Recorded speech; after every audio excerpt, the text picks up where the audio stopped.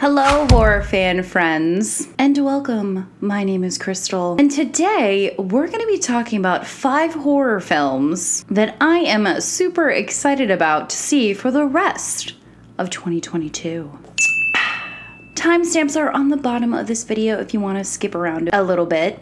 Don't worry, I won't be offended. So before I tell you about these 5 films, let's revisit some of the films that have already graced our eyeballs thus far. We have The Black Phone. I did a review on that film last week, so if you haven't seen it yet, check it out because you probably won't guess my opinion on the film. Then we have The Sadness, which I also did a review on as well. Then of course, Scream, with the return of my favorite Billy Loomis, making a cameo as the daddy ghost. And probably my favorite film thus far this year, the film X. Also did a review on that as well. So yeah, a pretty strong half of the first year. So what do we have to look forward to? Let's get into it.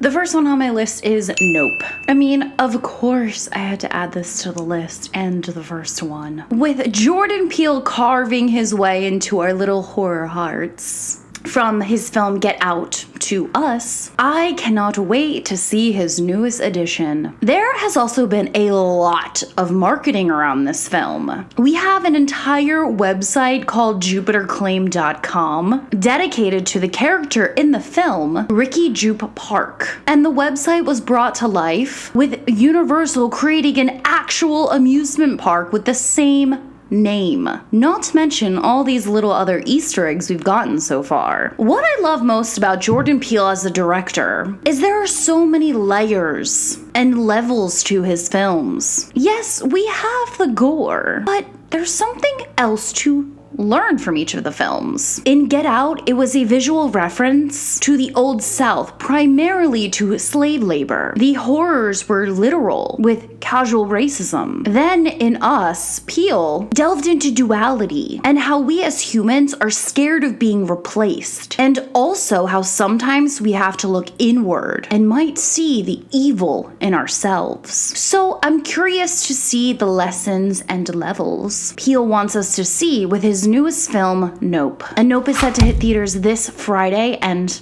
I cannot wait. Next on this list is Don't Worry Darling, starring my queen, Florence Pugh. It's also directed by Olivia Wilde, and it also stars Harry Styles. It's a psychological thriller set in the 1950s, and it's about a housewife whose reality begins to crack, revealing a disturbing truth underneath. And I can't be the only one that thinks of this film, and now I love Stepford Wives, and still watch it whenever I see it on any of my streaming services. But from the trailer, I'm getting much darker, sexier, sinister vibes. I think this film is going to be another one of those that really makes us think. It could delve into the power imbalance between men and women, and maybe it's almost like an M. Night Shyamalan movie, like The Village, where Florence's character realizes she is living in like a present day and is being made to think that she's in the 1950s. And I'm getting a lot of female empowerment vibes, especially with Florence at the helm, considering her other films like Midsommar. And Don't Worry Darling will hit theaters September 23rd. And of course, next on our list is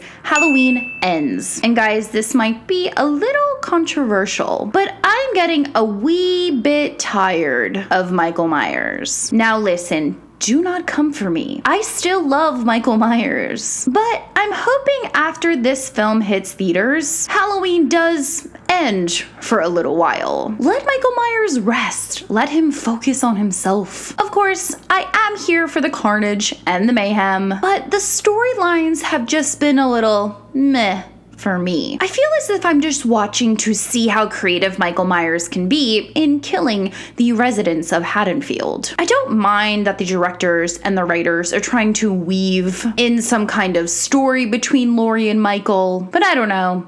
I'm tired. And Halloween Ends will hit theaters October 14th. Next on our list is Barbarian. And color me fangirl, but anything with Bill Skarsgård, sign me up. And if you watch the trailer, you can see a second of Justin Long also in the film. Now, I will say that the whole Airbnb theme has been used many times, but as the trailer continues, it rings different with a secret room in the basement and these odd videotapes that almost look like to be a brainwashing utopia type of deal. I mean, maybe this is too far out there and a little bit too revealing of myself, but if I showed up to an Airbnb and Bill Skarsgård was there, I'm staying. Okay, moving on. Barbarian will be hitting theaters August 31st. Last and most certainly not least is Orphan First Kill. Now listen, if you've been watching me for a little while, you know that I'm not a huge fan of kids and horror movies. But this one,